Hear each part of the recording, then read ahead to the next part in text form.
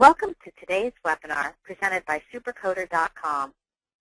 Supercoder.com is an online coding solution offering Part A and B coding reference tools, resources, and not more than 30 specialty coding and compliance newsletters from the Coding Institute in one site.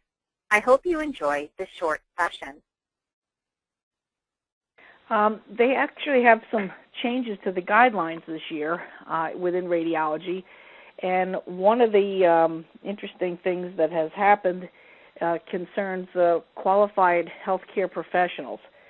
They've made a concerted effort to change some of the terminology and some of the codes. Instead of constantly saying physicians, they're actually using words that indicate it could be performed by other professionals and not just physicians.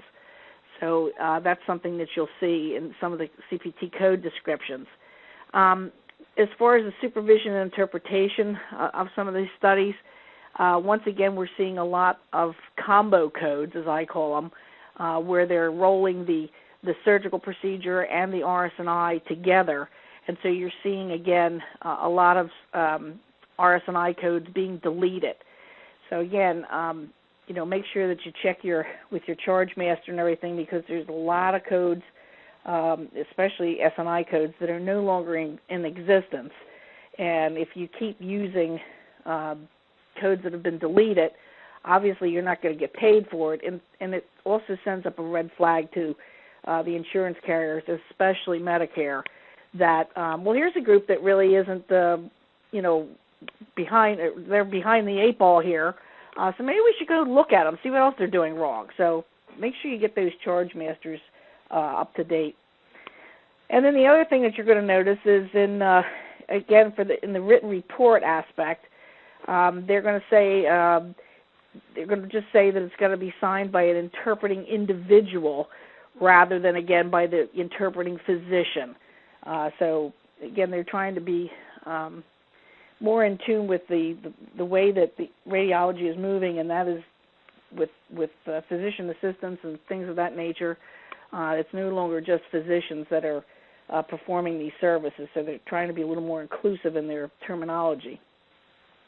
On slide number 4, under the qualified healthcare professional, you'll see that there have been several areas in which these words have been replaced, the word for physician.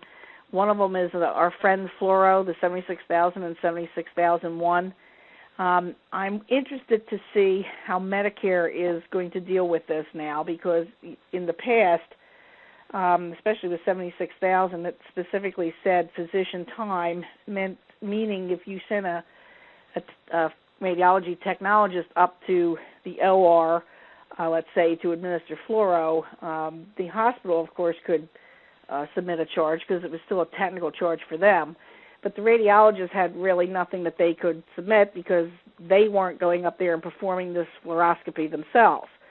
Well, now that terminology has been changed, I'm interested to see how Medicare is going to react to this, if they're going to acknowledge a professional component to it, or what's going to happen. So the jury is still out on how they're going to adjudicate this 76,000 and 76,001. The other area where they've changed from the word specifically from physicians to qualified healthcare professional is with the joint stress application, which is 77071.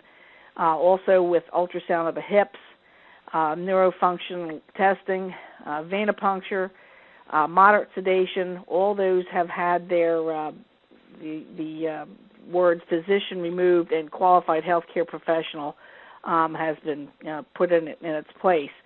Also with computer-aided detection, or the CAD, the codes have been revised to remove the reference to physician review. Again, it's going to be more of a healthcare professional reference in the CAD code as well. Supercoder is the fastest growing online reference tool with more than 25,000 subscribers.